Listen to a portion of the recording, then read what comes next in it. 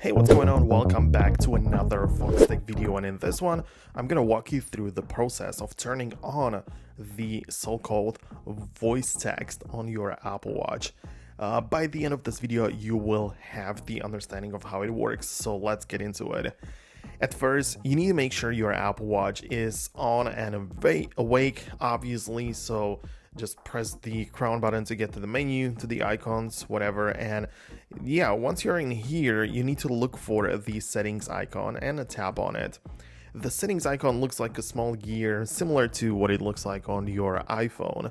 So tap on it, it's gonna take you to the main settings page, and in here, I want you to scroll down and find the general section.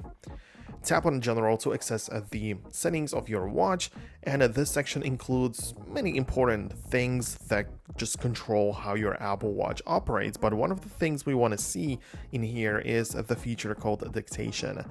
Dictation is there so you can actually speak or use the voice text feature, as it's commonly called. Now tap on it to access the settings for voice input. This is where you can enable or disable the dictation feature on your watch. When you tap on the dictation, you'll see an option to switch it on or off depending on how you have it set up currently.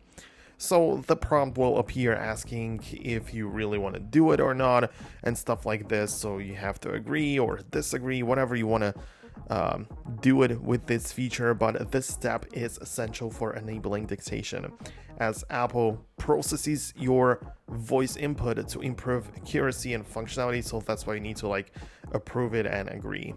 Once you've enabled the dictation, you can press the back key or the crown button to exit this page, and you can decide and test if it works. So if you go to your keyboard, most likely in a mail or messages, you can just start typing, and instead of using the keyboard or scribble, you actually click on the microphone and you can use your voice to actually type, essentially dictate. So this is how it works. You can test it out, but this is essentially it. If you at any point want to disable it, once again, the process is the same but in reverse.